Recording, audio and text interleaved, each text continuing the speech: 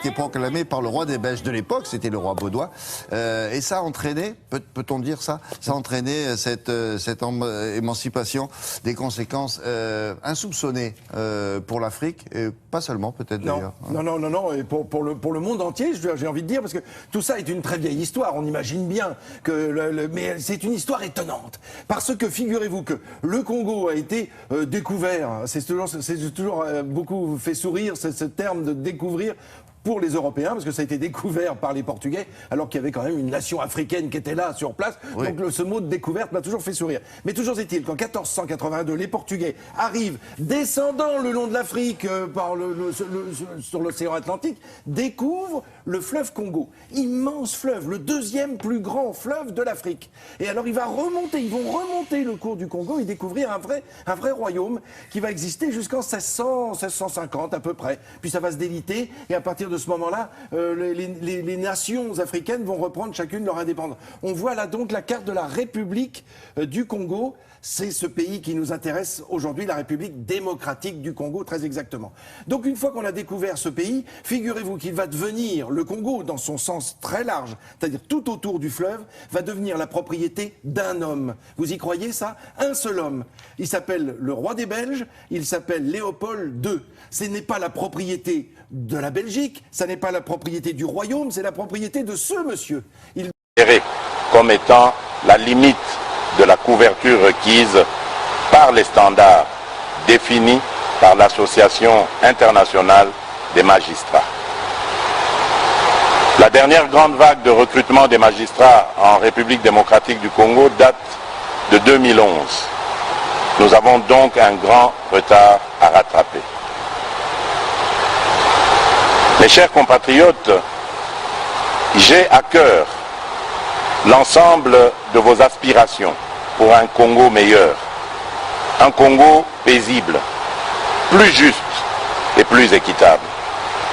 Qu'il s'agisse de la réforme en cours de la justice, que je compte poursuivre et approfondir, de l'indispensable rattrapage en matière d'infrastructures de base, de l'accès à la santé du pays ou de la préservation de l'environnement, le Congo a grandement besoin de ressources et de méthodes pour poursuivre avec succès la mise en œuvre du programme pour lequel vous m'avez élu. Je souhaite que l'expérience douloureuse révélée au cours du procès en rapport avec le programme des 100 jours tourne définitivement la page de la longue série de projets et programmes qui, à travers l'histoire de notre pays, ont donné lieu à d'importants coulages des ressources publiques en toute impunité. Je pense notamment au projet de Bukangalonzo, aux multiples cessions d'actifs miniers, aux projets de construction d'infrastructures routières, aéroportuaires et j'en passe. Le défi du Congo, le défi du peuple congolais, de la répétition pour s'inventer un destin.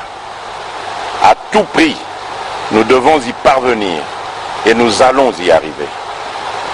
J'appelle le gouvernement de la République à engager des réformes sur l'ensemble de la chaîne de la dépense, afin que nos ressources publiques soient désormais mieux préservées et mieux utilisées. Mes chers compatriotes, alors que nous nous étions engagés à faire de 2020 une année d'action décisive, la force du destin a fait coïncider cette année du 60e anniversaire avec l'une des crises sanitaires et économiques les plus intenses que notre civilisation ait connue, l'apparition de la Covid-19. Cette crise est également un rappel à l'humilité que nous devons adopter face à l'accélération imprévue du mouvement de l'histoire. La Covid-19 qui affecte aujourd'hui tous les continents et qui frappe indistinctement tous les habitants de la planète représente la plus grave crise sanitaire qu'ait connue le monde depuis la grippe espagnole. toutes les certitudes idéologiques sur lesquelles est fondé l'ordre économique mondial sont aujourd'hui remises en question.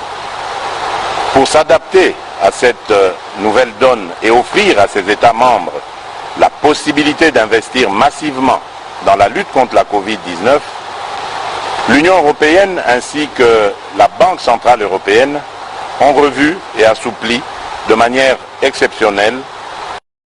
L'Union européenne ainsi que la Banque centrale européenne ont revu et assoupli de manière exceptionnelle leurs règles et pratiques en matière budgétaire et d'endettement. Lorsque notre pays a été frappé à son tour par cette pandémie de Covid-19, j'ai, dans mes messages des 18 et 24 mars 2020, annoncé les mesures de prévention et de protection contre ce virus, en même temps que j'ai déclaré l'état d'urgence conformément aux dispositions pertinentes des articles 85, 144 et 145 de notre Constitution. La pandémie du coronavirus nous a une fois de plus rappelé à quel point nous étions dépendants de l'extérieur et combien nous pouvions être vulnérables à cause d'un système de santé déficient. Et pour atténuer les impacts immédiats de la Covid-19 dans notre pays, j'ai immédiatement engagé le gouvernement à prendre des mesures pour assurer la prise en charge sanitaire des personnes affectées par la pandémie ainsi que pour garantir la continuité de l'approvisionnement du pays en denrées de première nécessité. L'ensemble de ces dispositions ont permis de réduire très sensiblement le taux de létalité de la pandémie dans notre pays. Celui-ci est passé de 10% de décès dans les premiers jours à moins de 2,5% actuellement. Au niveau économique, la pandémie nous a rappelé l'excessive dépendance du pays vis-à-vis de l'extérieur. Ainsi, quelques grands projets agricoles ont été initiés pour renforcer notre autosuffisance alimentaire. 33 000 hectares à travers le pays ont été affectés aux cultures vivrières et commencent à produire leurs premiers résultats, dont 3 000 tonnes de riz à Kimpese, 4 000 tonnes de paddy à Nkuni. Nous attendons de récolter et transformer bientôt le manioc planté 800 hectares à Wangata. Afin de consolider cet élan sur les plans sanitaires et économiques, j'ai lancé le 18 juin 2020 un programme multisectoriel d'urgence dont le coût est estimé à 2,6 milliards de dollars américains. Il va sans dire que dans ce contexte de crise, il est également urgent de procéder à des économies partout où nous pouvons en réaliser, en commençant par les institutions politiques afin de dégager des marges de manœuvre budgétaires supplémentaires pour assurer les dépenses sociales en faveur des catégories les plus fragiles. Mes chers compatriotes, à sa création, en marge de la conférence de Berlin en 1885, notre pays a été baptisé État indépendant. De ce monsieur. Il demande en 1885 à ce que le Congo soit sa propre propriété. Alors, on va dire d'accord, mais à condition que vous y mettiez vous-même des sous. Parce que ça va être... qui dit d'accord? Il s'adresse à qui? À l'international, puisque c'est une conférence internationale qui... C'est en quelle année, vous dites? 1885. Ah, il n'y a pas encore la Société des Nations. Ah non, il n'y a pas encore, justement, ça n'existe pas. Donc ce sont des... En fait, ce sont des soutiens qu'on se donne les uns aux autres. Ouais. Ça, c'est une conférence. Mais la colonisation est déjà entamée dans d'autres pays. Ah, absolument. Donc voilà, lui, il colonise. Et voilà, il colonise, mais à titre personnel. Je vous propose de regarder des images parce qu'on va le voir. Ce roi, ce souverain belge, le voilà, Léopold II. Regardez bien parce que ce sont des images rares, étant donné qu'il y en a très peu. C'est l'homme qui est avec la grande barbe blanche en uniforme, à gauche, avec sa canne. Le voilà, le roi. C'est qui met ses lunettes? Oui, là absolument. C'était un monocle qui voulait regarder. Un monocle. Alors il charge cet autre homme de découvrir un peu le Congo, si vous voulez. Il s'appelle Henry Morton Stanley, le fameux Stanley et Livingstone. C'est lui qui va parcourir une grande partie de ce pays, et c'est le roi lui confie la tâche de prendre pied en son nom sur la rive du Congo. Et il s'aperçoit en avançant que les Français sont sur l'autre rive. Vous savez, un certain monsieur Brazza, Savorgnan de Brazza, qui a créé Brazzaville. Et c'est à partir de ce moment-là que le Congo va être séparé en deux États. D'un côté, le Congo Brazzaville et de l'autre côté, le Congo Libreville. Alors, on l'a vu là tout à l'heure, c'était on voyait la pesée du caoutchouc, parce que c'est vraiment la ressource, la grande ressource que va trouver le roi des Belges en arrivant à partir de 1885 jusqu'en 1908, année où il finit par offrir le Congo à son pays, c'est-à-dire à son gouvernement. Là, restituer. Ah oui, enfin, ouais, c'est ça, mais vous vous rendez compte, il l'offre, c'est incroyable. Alors voilà le drapeau. Non, mais c'était un pays riche pour qu'il colonise. Mais enfin, croyait-il, parce qu'il y a des mines que l'on a découvertes. Voilà le premier président de la République à droite, Kasavubu, et puis le roi des Belges. Nous sommes le 30 juin 1960. Il est venu à Léopoldville, parce que la capitale s'appelle Léopoldville. Évidemment, on a donné le nom du roi à cette capitale, qui va se transformer en Kinshasa quelques années plus tard. C'est ce pays qui va se faire appeler Zaïre pendant un temps, puis à nouveau République démocratique du Congo. Il existe toujours. Pas de guerre, pas de révolte. Si, dès les premiers jours, il y a des révoltes. Le Premier ministre ne s'entend pas avec le président de la République. Le Premier ministre s'appelle Patrice Lumumba. On connaît cette histoire, on en a en tout cas entendu parler. Et puis dès le mois de juillet-août 1960, un nouveau président arrive en poste, c'est Moïse Tshombe. Enfin, on voit bien que ce sont des noms qui nous parle encore aujourd'hui, et en 1965, le président du Zaïre sera le président Mobutu, si célèbre avec sa toque en léopard. Du Congo. Loin de pouvoir caractériser la souveraineté des peuples qui y habitaient et qui venaient d'être soumis à un régime de colonisation, cette dictée de son propriétaire d'alors, le monarque belge Léopold II, de transformer notre pays naissant en zone de libre-échange économique au profit des puissances occidentales de l'époque.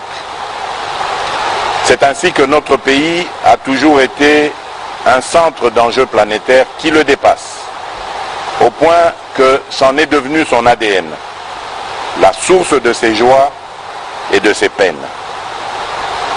C'est pourquoi, tirant les leçons de l'histoire, j'ai résolument engagé la République dans la voie de l'ouverture internationale, dans l'unique but de préserver les intérêts supérieurs de mon pays et de mon peuple. C'est dans ce contexte que j'estime nécessaire que notre histoire commune avec la Belgique et son peuple soit racontée à nos enfants en République démocratique du Congo ainsi qu'en Belgique, sur la base d'un travail scientifique réalisé par les historiens des deux pays.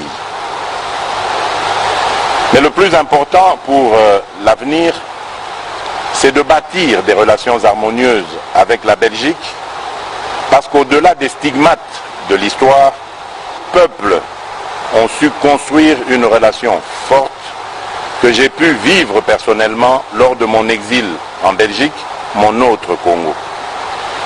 C'est ainsi que, n'eût été la pandémie de la Covid-19, j'avais prévu de commémorer les 60 ans de notre indépendance ici à Kinshasa, avec comme invité spécial le roi Philippe de Belgique, qui, tout comme moi, cherche à renforcer les liens entre nos deux pays sans renier notre passé commun, mais dans l'objectif de préparer un avenir radieux et harmonieux au profit de nos deux peuples. J'ai parcouru le monde durant ces 17 derniers mois pour porter mon message, notre message, celui de l'aspiration du peuple congolais à la paix, une paix sincère et durable avec tous, dans le cadre d'une coopération économique et mutuelle bien compris. J'ai reçu partout un accueil enthousiaste, parfois au-delà de mes attentes. Et la voix de la République dans le concert des nations compte désormais plus qu'avant. Notre pays, naguère victime de guerres d'agression, assure désormais des médiations de paix et offre ses bons offices, notamment entre l'Égypte et l'Éthiopie, avec le différend relatif aux eaux du bassin du Nil, ou encore aux côtés de l'Angola pour la recherche de la paix entre le Rwanda et l'Ouganda dans l'intérêt de la paix dans l'ensemble de la sous-région des Grands Lacs.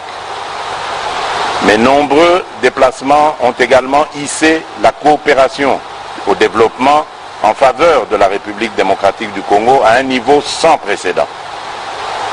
Rien que pour le Fonds monétaire international, depuis février 2019 jusqu'à ce jour, notre pays a mobilisé plus de 3,4 milliards de dollars en dons et en prêts approuvés par ces deux institutions, desquels environ 1 milliard ont déjà été décaissés.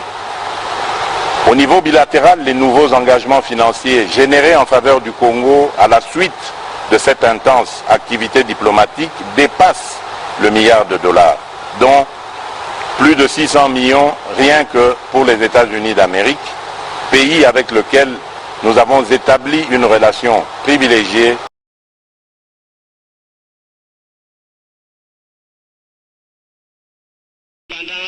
Aujourd'hui victorieux,